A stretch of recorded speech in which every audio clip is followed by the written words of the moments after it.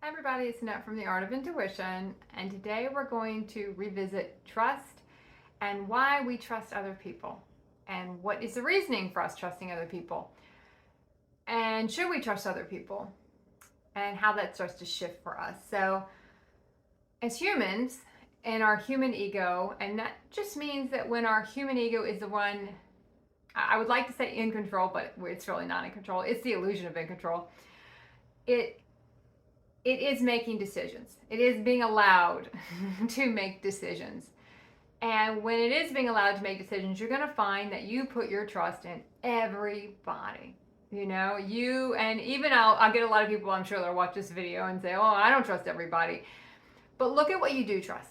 You know, look at what you do trust. You trust whether it's a system, whether it's, and you could say the medical system, you could say the financial system, you can say, you know, any system that you trust in, any system, even if it's not a person, you put your trust in something. You wait for someone to tell you what to do.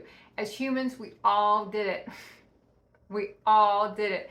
We look, someone else has more of an opinion than me. I gotta wait and see what that person says. Let me ask on all social media what I should do in this situation. It repeats again and again and again and again, and you continue to repeat it. You know, let me go to this psychic and see what they have to say. Let me go figure out what's going on here. Let me go here. Now, all of these things happen for many reasons, right? You know, we go to certain people to hear different aspects of us talking back to us. You know, people are going to speak our fears back to us. So if we go one place, I always say you can game the system. I always knew which friend to go talk to if I was having an issue with a relationship to get the advice I wanted. You know, we always know where to go because I'm going to go talk to that aspect of me, that one that's going to be super kind. I'm going to go talk to that aspect of me, the one that's going to be super badass about the whole thing, or super cutthroat about the whole thing, or I'm going to go talk to someone who's going to be more gentle about the whole thing. So we kind of know who to go to get the answer we want on a human level, and we don't really trust ourselves, and that's what it comes down to. We put trust in others because we don't trust ourselves. There's no other reason we do it as humans. We can paint it 100 different ways. I really want to hear what this person has to say. You know, we'll say, I really want to get this person's opinion, and I always say, why? Why do I want to get that person's opinion? Why is it so critical to me to get someone else's opinion on something that has to do with me? Why does it matter? Why do I care? What's going on with me as to why that's important? But when we're in our human ego, we don't have the consciousness to break it down like that. We just go do it.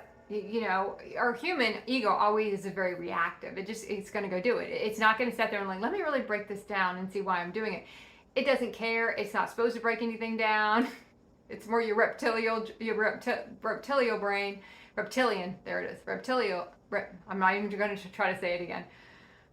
It's not trying to sit here and figure out why I'm doing something. It doesn't have that much forethought. It doesn't have that much consciousness access. It can't see it. It doesn't care. It's just going to go do it because it's on DNA level. It's programmed to do that. It's programmed to not have power. It goes back to our Atlantean timelines, Lemurian timelines, galactic timelines where we have been corrupt with power. So one thing we do not want to do again is be corrupt with power. So we continually give it to everybody else. We want to outsource everything to other people to make decisions about our life because we don't trust ourselves to do it. We don't want to believe we know the answer. We want someone else. We also gives us the ability to shift the blame on someone else, and we go to someone else for an answer and we do what they say and it doesn't work out. So it also takes the onus off ourselves. You know, it puts it on someone else, like, oh no, you told me to do that, so it's your fault, not mine. So it gets us back. It also clears victim energy when we're back into that, oh, I knew better, I shouldn't have done that. You know, I'm a victim to now the whole story because I gave my power to another person. I'm a victim, aka I gave my power away. That's what it means. You know, that's why eventually we get so angry about it. The anger gets us going in the direction we should have gone in the first place. You know, the anger kind of pulls us out of that victim energy. And after we clear enough of the victim energy, we go into anger to kind of pull us out of the situation. But we don't really trust ourselves. The human is not, it's not anchored to do that. It's not supposed to do that. So when you start going through your awakening, really, to me, the awakening process is when all those things we trusted outside starts to completely implode on us. Whether it was people, the systems, everything starts to implode, and that spurs a lot of people to their awakening. Or the other side of that is they've gamed the system so many times, but they're still not really happy. So one or two things is going to push you into your awakening. And once you're there, you go through this period where you can outsource different consciousness. You're seeking information to figure out different things, what resonates with you, what doesn't. We might get into crystals and meditation and channeling and andaras, pendulums, tarot cards. We start numerology, astrology. We start getting into all that kind of fourth dimensional, expanding our awareness, but still trying to retrofit them into our human life to make that better. Not understanding those things are meant to pull us out of that, but it's kind of the carrot we dangle. Our universe dangles that to make us get into this stuff. We will extrapolate. Our human's going to extrapolate. It's to make our human life better, but it's really to pull you out of it. It's that first life. It's that first lifeline out of your human matrix, in a sense. So, we will go through still outsourcing it, but we have an awareness. We're seeking information. We're not looking to be told what to do. There is a flip where we kind of will go through that energy from spirituality sense, and we kind of have to work through that too, because there is a part of that will still play in. You're going to see these themes play in and out on a lot of different dimensions you're in to get through the next level of it.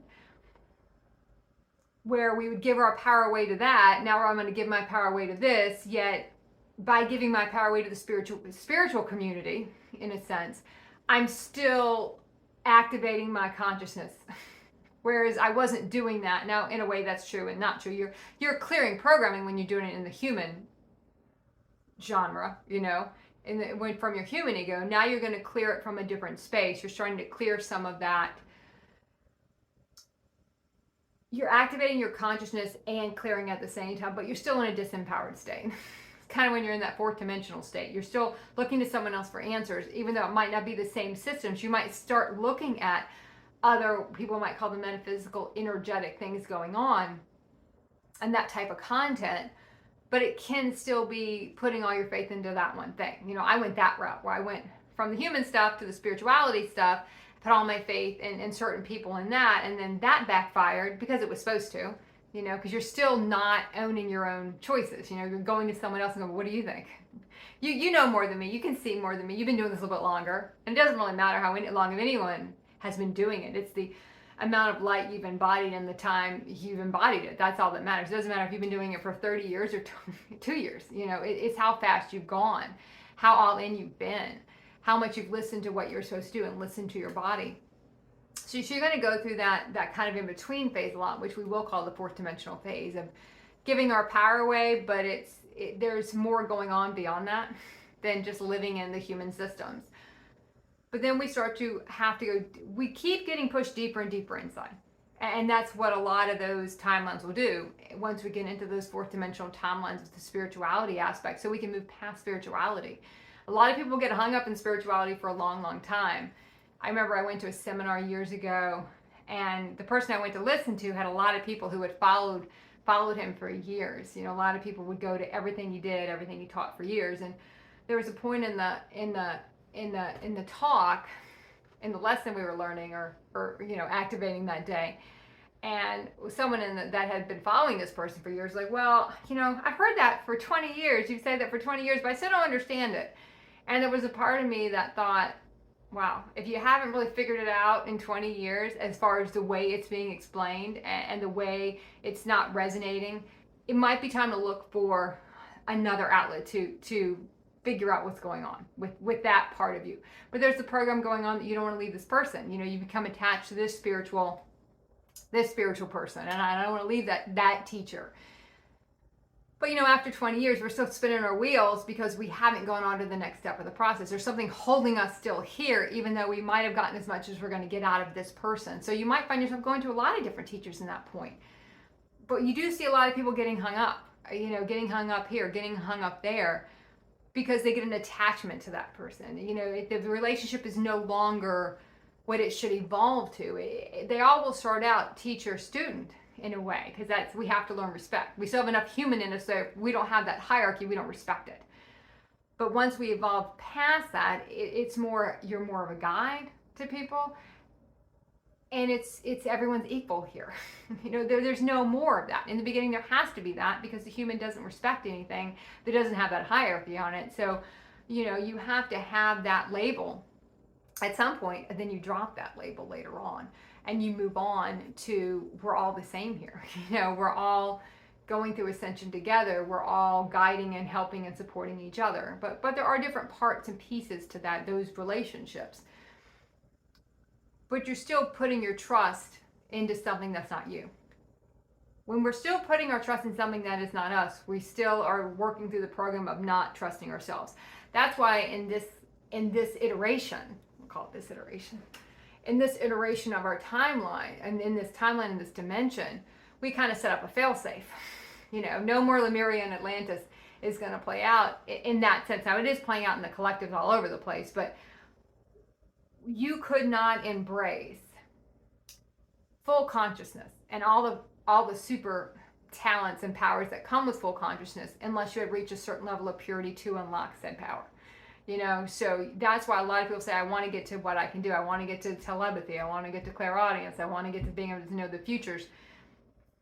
And I did say futures plural there for a reason, the different dimensions. I want to be able to see all that. You won't be able to tap into a lot of that stuff to the degree you're going to want to until you release enough of the human programming to develop more purity around it.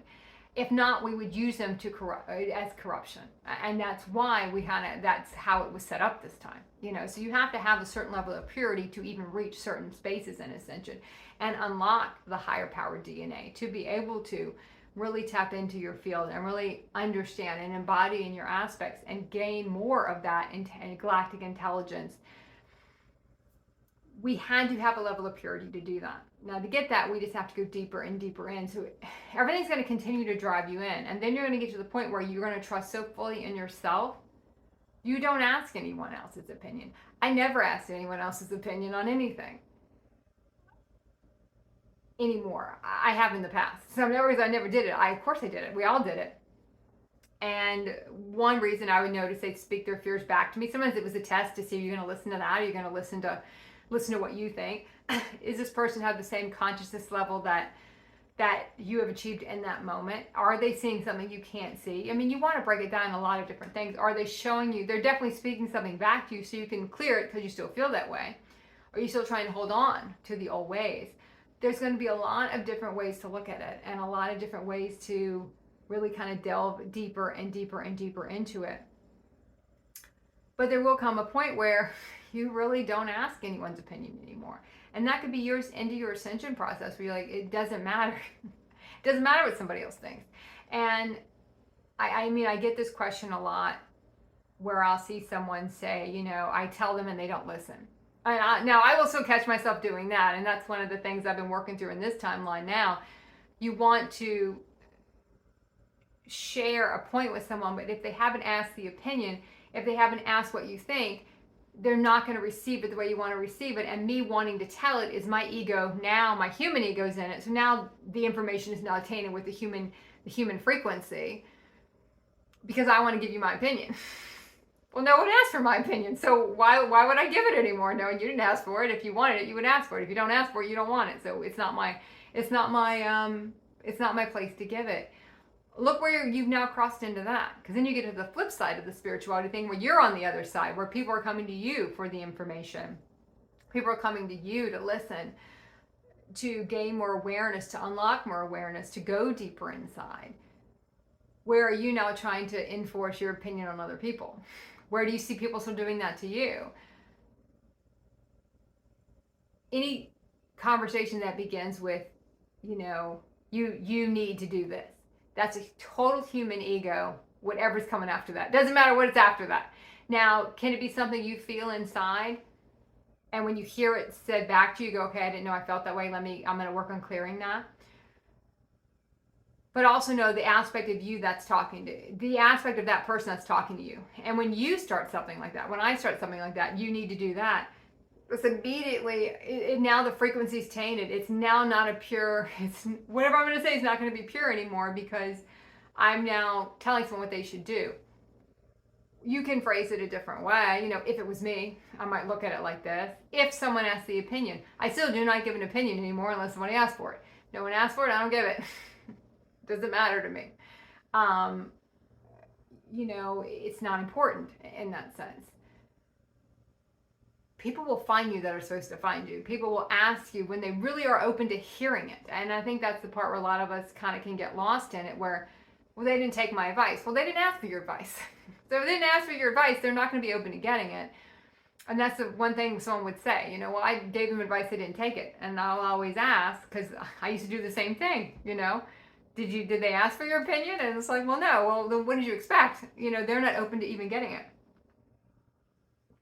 So look at where you are still putting trust in others, and look at why. Look at because what the shift that does happen is you trust yourself so much. All your trust comes from inside, and you don't need anything outside to prove something, not prove something. I just did a video and I talked about how I'd hurt my foot, and I have hurt my foot, and I'm going inside going, okay, did I break anything? And I can kind of scan my body and say, okay, no, I didn't. All right, what do I need to do?